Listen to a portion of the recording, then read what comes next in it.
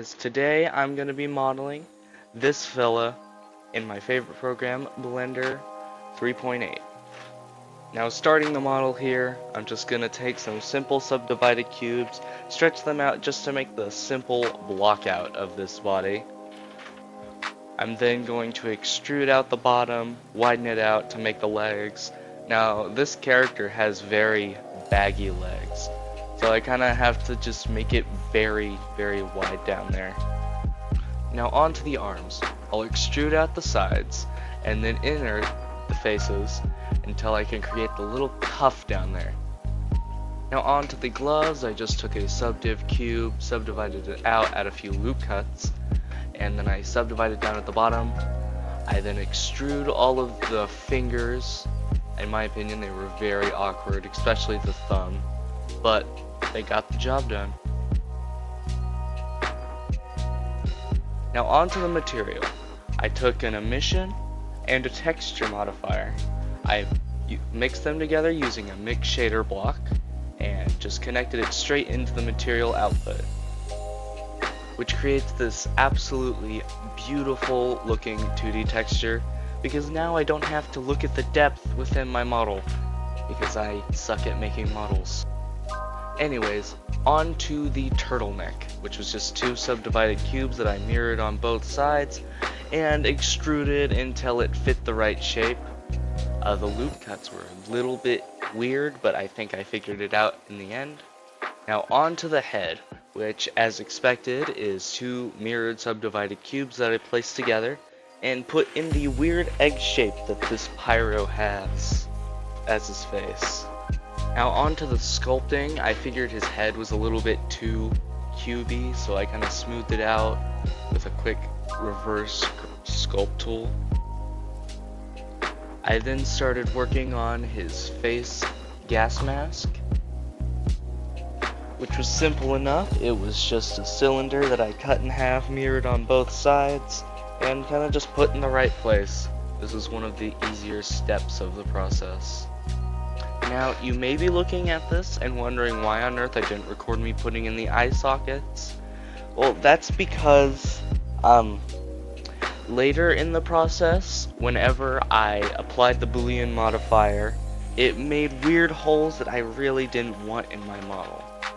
Anyways, here in the background, we have me making the zipper, which is very simple. I just used proportional editing to warp it because the shrink wrap didn't work. To make his belt, I took some faces from his waist, duplicated the mesh, and singled it out. I then used solidify modifier to spread it out and give it a little bit of depth, which is all you really need whenever you're making a model like this.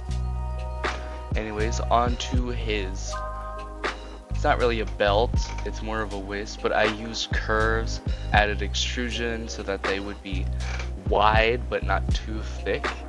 I then moved the vertices until it was just fine enough that it would be passable whenever there wasn't any depth to me. To make his boom boom devices, what I did was I took a cylinder, added a bevel on top, and took a basic cube, added a loop cut, and moved it out. This is very simple. Now I just strapped them to his belt.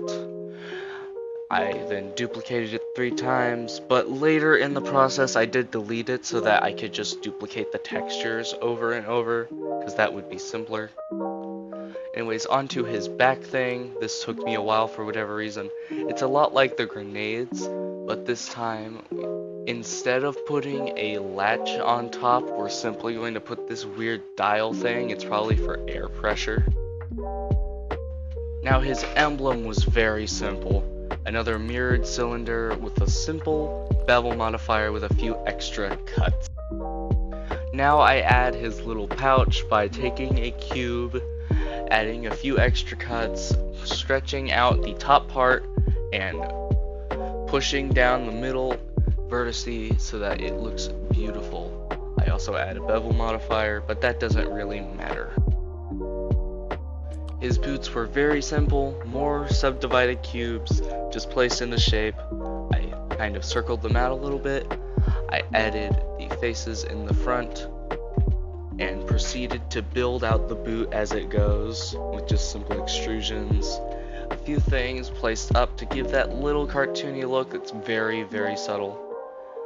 And then add the little thing on the bottom, which is just a little smaller to give it some extra depth. I then rotate them 90 degrees to fit the reference a little bit better, and we move on to the next part. I somehow forgot to record me painting the entirety of his head and the block out, but this is what I have recorded, so this is all you get.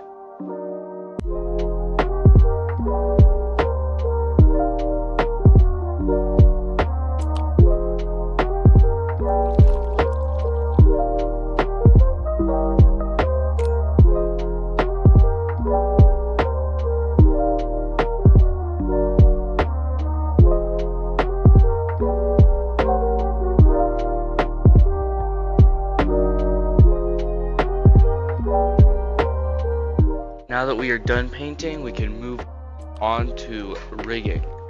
I took a Rigify rig, I moved it up, I just scaled it to its bounds, which is pretty simple.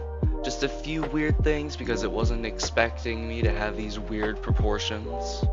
But it worked out in the end, and I generated the rig. I tested everything out with automatic weights, adjusted a few weird priorities with the weight painting, but now that everything is finally done, I can add a background and we can see the results. This is how it turned out. What do y'all think? Comment down below.